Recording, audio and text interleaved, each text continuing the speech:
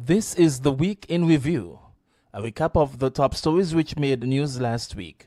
Thanks for joining. I'm Michael Berridge. Here are the headlines. St. Kitts and Nevis secures 4 prestigious 2026 World Travel Awards.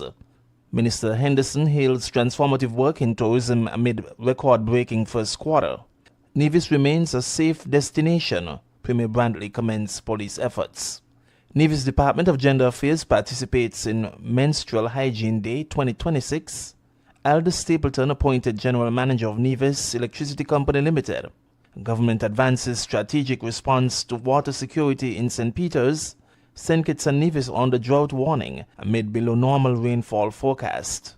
And Nevis celebrates newest centenarian, Ernestine Alberta France Wilkes. Those are some of the stories that made headline last week, and now for the details. St. Kitts and Nevis is once again being recognized as a premier tourist destination by travel professionals, media and consumers. The island has secured 4 prestigious nominations for the 2026 World Travel Awards, including a nomination for Caribbean Adventure Destination. The other 3 nominations are for Caribbean Cultural Destination, Caribbean Drive Destination, and Caribbean Tourist Board. Persons are strongly encouraged to cast a vote for St. Kitts in any of the 4 categories by visiting www.worldtravelawards.com/nominees/2026/Caribbean. In the past, St. Kitts and Nevis has consistently won in various regional categories at the prestigious World Travel Awards. These include Caribbean Leading Dive Destination in 2022, Caribbean's Leading Tourist Board in 2012 and 2013, and the world's leading island destination in 2008. Now for tourism development. The tourism sector in St. Kitts and Nevis is registering a highly successful first quarter for 2026. The strong performance is attributed to the strategic plans of the Ministry of Tourism paired with aggressive marketing of the destination by the St. Kitts Tourism Authority and the strengthened partnerships with key stakeholders locally, regionally and internationally. At a press conference on Thursday at the St. Kitts Marriott Resort, Minister of Tourism Honorable Marsha Henderson shared that airlift figures for the period January to March 2026 were 41,490 passengers. The estimated passenger spend was $62,486,571. This represents a 21% over 2025 statistics.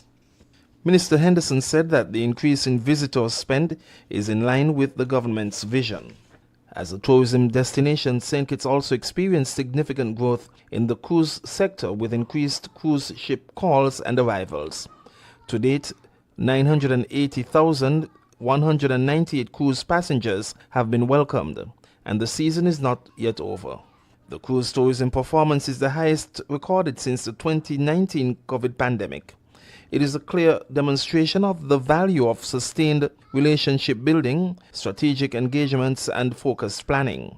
Further, the future of cruise tourism is extremely promising, with plans for the island to move from a simple port of call to a transit port in November 2027, when home porting begins.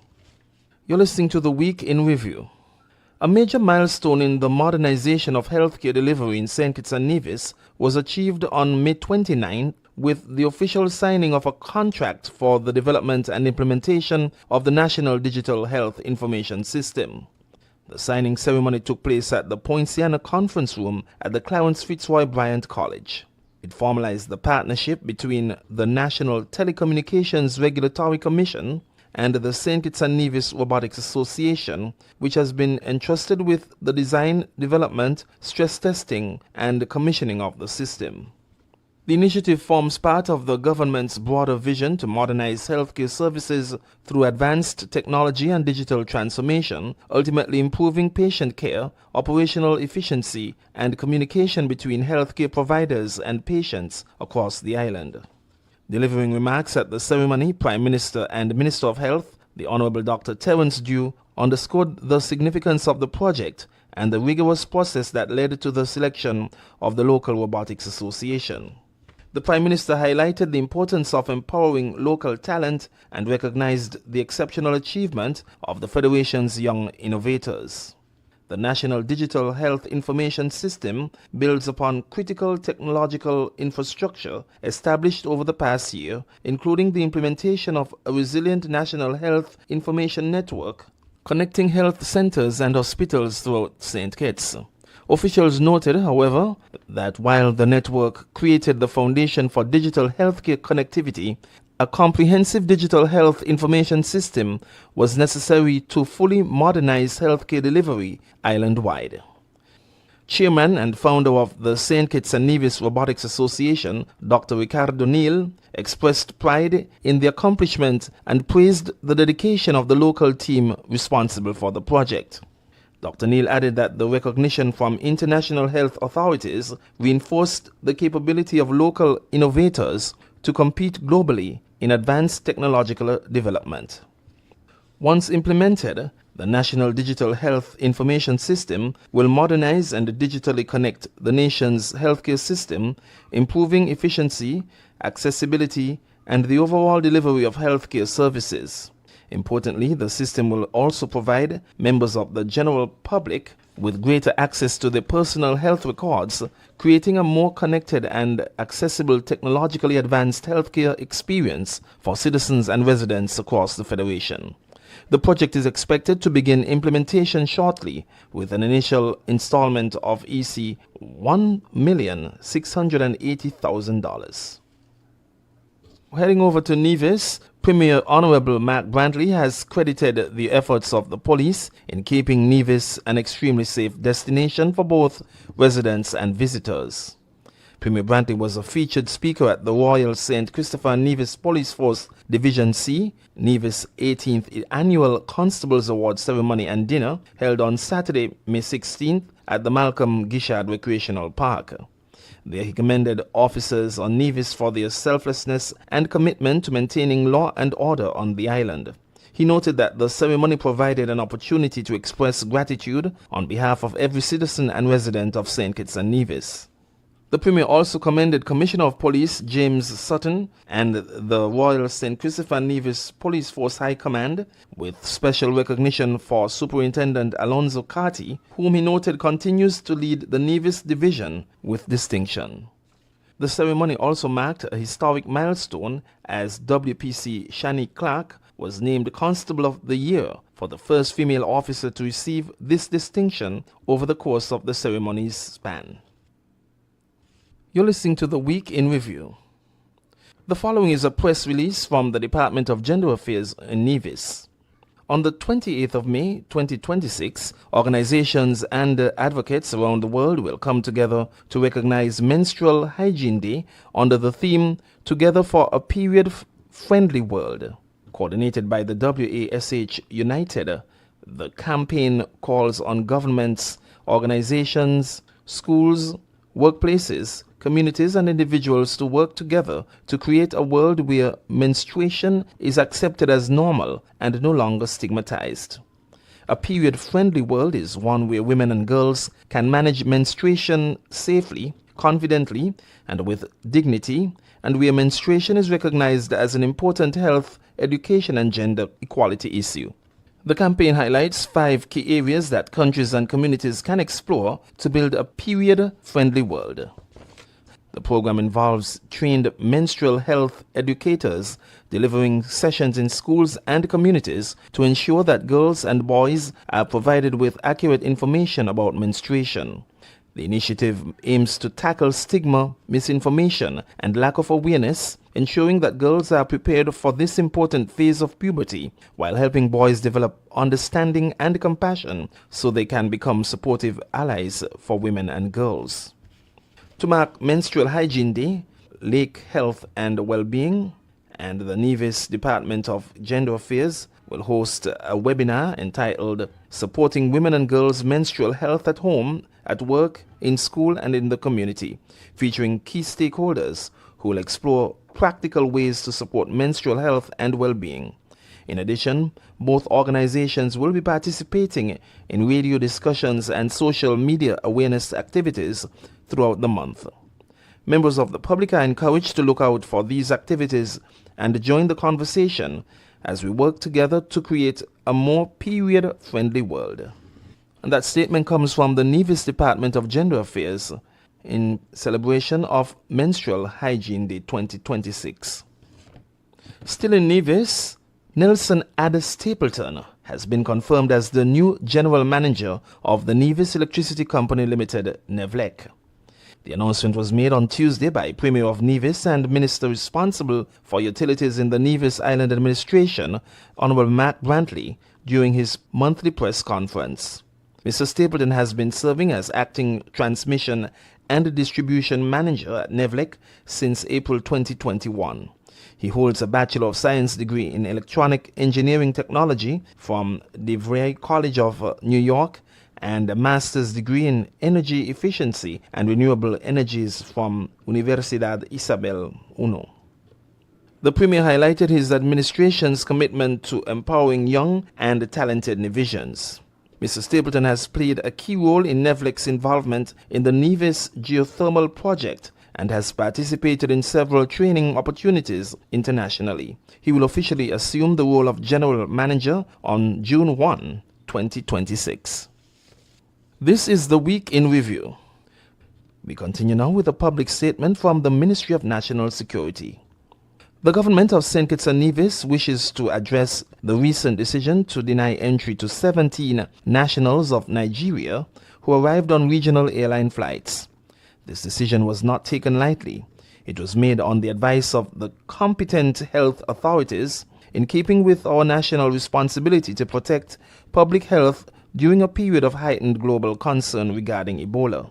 The Nigeria Center for Disease Control and Prevention has publicly indicated that Nigeria is at high risk of Ebola importation following a dynamic risk assessment related to ongoing transmission in parts of Africa and the movement of persons through major transport hubs. While Nigeria has not recorded a confirmed case linked to the current outbreak, this advisory underscores the need for heightened caution and preparedness. St. Kitts and Nevis has always valued its warm and respectful relationship with the people of Nigeria. We remain a welcoming nation, and we deeply regret any inconvenience or distress caused to our Nigerian brothers and sisters affected by this necessary public health measure.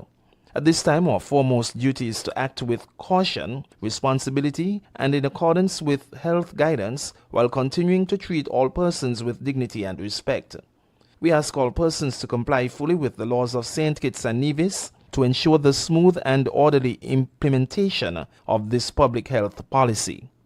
We sincerely hope that this global health situation will be contained swiftly, allowing normal travel and engagement to resume as soon as possible. The government thanks the public for its understanding and cooperation. And that statement came from the Ministry of National Security. As we continue with the Week in Review, we say thanks for staying tuned as we have many more stories to recap. The government of St. Kitts and Nevis continues to take proactive and strategic action to address ongoing water security challenges affecting communities across the island, particularly residents in St. Peter's and the surrounding areas, as the Federation experiences an unusually severe dry season. Water Engineer Cromwell Williams, speaking during a site visit with Prime Minister Honorable Dr. Terence Dew, stated on May 26 that a new water line has now been installed to strengthen the island's water distribution network and improve the supply of water to St. Peter's. He noted that the project forms part of ongoing infrastructure upgrades aimed at improving water resilience during periods of drought and reduced rainfall. Crews are currently completing stabilization work on the pipeline by reinforcing sections with concrete to ensure the infrastructure can withstand the pressure generated once water begins flowing through the system. Mr. Williams further emphasized that the Federation is presently experiencing one of the driest periods in recent years. Data from Meteorological Office indicates that rainfall in April measured only 1.5 inches, which is 62.5% less than the normal average of approximately 4 inches. Prime Minister Dew said that the current situation underscores the importance of the government's continued investments in water infrastructure and climate resilience initiatives. He assured residents that the government recognizes the seriousness of the situation and has been implementing proactive measures to safeguard water access for citizens and residents. Prime Minister Joe also encouraged the public to play an active role in water conservation during the ongoing dry season. And in a related development, Senior Meteorological Officer Elmo Burke is urging residents, businesses and water-dependent sectors across St. Kitts and Nevis to begin implementing water conservation measures as the Federation faces the likelihood of below normal rainfall over the coming months. According to Mr. Burke, rainfall totals across St. Kitts and Nevis have already fallen below the climatological average in recent months, and the current forecasts indicate that the upcoming wet season is also expected to bring less rainfall than usual. As a result, a drought warning has been issued for the Federation. Mr. Burke noted that the Federation typically receives the majority of its rainfall during the wet season, which coincides with the Atlantic hurricane season. Any significant reduction in rainfall during this critical period could negatively impact the availability of rain-fed water resources. While there remains the possibility of major rainfall events during the wet season, the overall trend suggests that St. Kitts and Nevis is likely to experience below normal rainfall totals for the season. In light of the projected dry conditions, Mr. Burke emphasized the importance of early preparation and conservation efforts. He noted that the Meteorological Services Department will continue to monitor regional climate conditions and provide updates as necessary. The government of St. Kitts and Nevis, in partnership with Afrexim Bank, is pleased to announce the official launch of the website for the 5th Annual Africa Caribbean Trade and Investment Forum, or ACTIF 2026, now live at active2026.com. The launch of the website marks another major milestone in preparations for the ACTIF 2026 and opens the door for governments, investors, entrepreneurs, business leaders, creatives, academics, development partners, members of the diaspora, and citizens from across the Caribbean, Africa, and the wider international community to learn more about the forum and officially register to attend and participate. Under the theme Shared Roots, New Roots, Creating Pathways for Enterprise and Innovation, ACTIV 2026 is expected to bring together influential decision makers and visionaries from across the global Africa community for high-level discussions, strategic partnerships, and transformative opportunities aimed at deepening trade, investment, innovation, and cultural exchange between Africa and the Caribbean. As St. Kitts and Nevis prepares to welcome the world, the forum is poised to become a landmark gathering that advances a bold and practical agenda for economic cooperation, sustainable development, and shared prosperity. Against the backdrop of shifting global dynamics, ACTIV 2026 will provide an important platform for forging stronger commercial ties, unlocking new markets, and creating meaningful partnerships that benefit present and future generations. The newly launched website offers visitors comprehensive information about the forum, including its vision and objectives, program updates, registration details, partnership opportunities, destination information, and upcoming announcements. Interested participants are encouraged to visit the website early and complete their registration to secure their place at what is anticipated to be one of the most significant Africa-Caribbean engagement platforms in recent years. The government of St. Kitts and Nevis is inviting individuals and organizations throughout CARICOM and beyond to be part of this defining moment in Africa-Caribbean relations. Whether as delegates, exhibitors, sponsors, investors, or partners, participants will have the opportunity to engage with dynamic leaders, explore emerging opportunities, and contribute to shaping a stronger, more connected, and prosperous global Africa. Persons interested in attending or learning more about the ACTIV 2026 are encouraged to visit the official website at active2026.afreximbankevents.com and follow official channels for further updates and announcements. This is the Week in Review. The government of St. Kitts and Nevis has announced that Mr. Elston Nero, also known as King Elimat, MHCSM, will be accorded an official funeral, a fitting national tribute for a man who dedicated his life to his country. The announcement confirms that the beloved maestro will be laid to rest following a public ceremony on Thursday, June 11, 2026. The official funeral, a formal state-assisted public event typically reserved for individuals of profound national importance or who have made significant contributions to the nation, will allow citizens from all walks of life to pay their final respects to a true son of the soil. Mr. Nero passed away on April 26, 2026 at the age of 73. The funeral service will be held at the Newtown Playing Field, a location befitting a man whose music was the soundtrack to the nation's public celebrations. Opening tributes will commence at 12 p.m., with the main service scheduled to begin at 1 p.m. Our nation joins the family in mourning a truly distinguished son. As a revered singer, songwriter, arranger, and band leader, King Elimat was a titan of Caribbean music. As the founder of the legendary Elimat and the GI's Brass, he proudly carried the sounds of St. Kitts and Nevis to international audiences across the Caribbean, North America, Europe, and Japan. He was more than an entertainer. He was a pioneer, an innovator, and a national treasure whose sound shaped our cultural identity. His illustrious career includes a staggering 10-time reign as National Calypso King and a 7-time Road March winner, cementing his legacy as one of the most influential calypsonians in the history of the Federation and the wider Caribbean.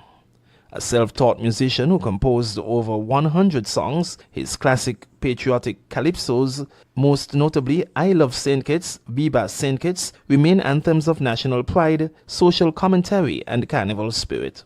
King Elimat's genius was recognized far beyond our shores.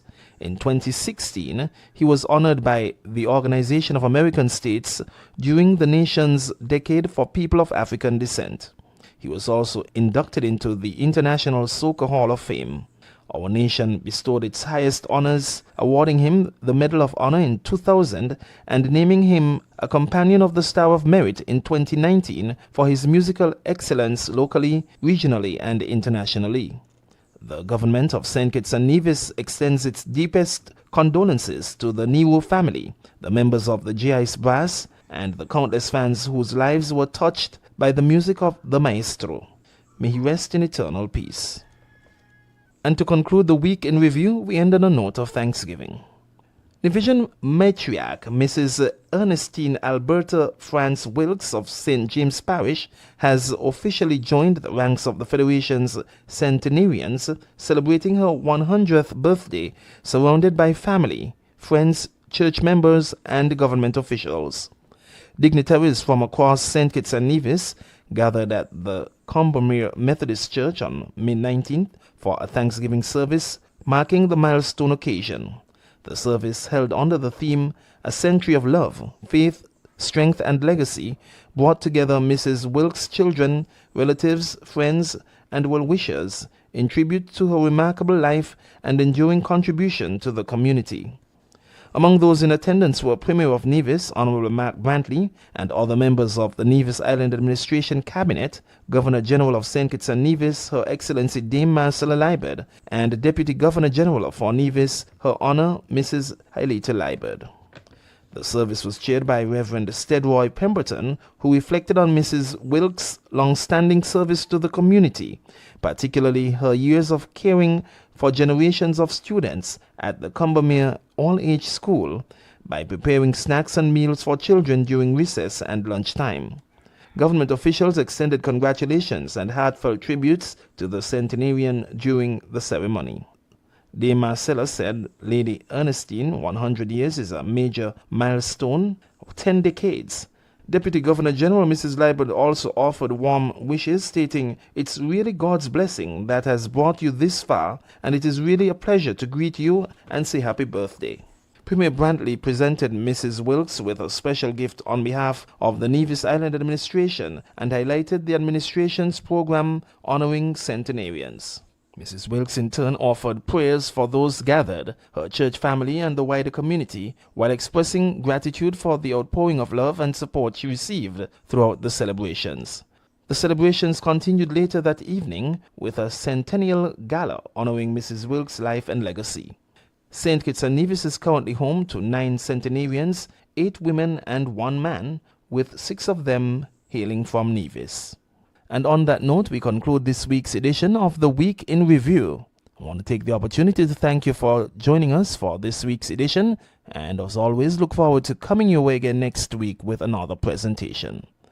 On behalf of our news production crew, I'm Michael Berridge, wishing you a safe and productive week ahead. Remember to take care of yourself and each other. Have a great week.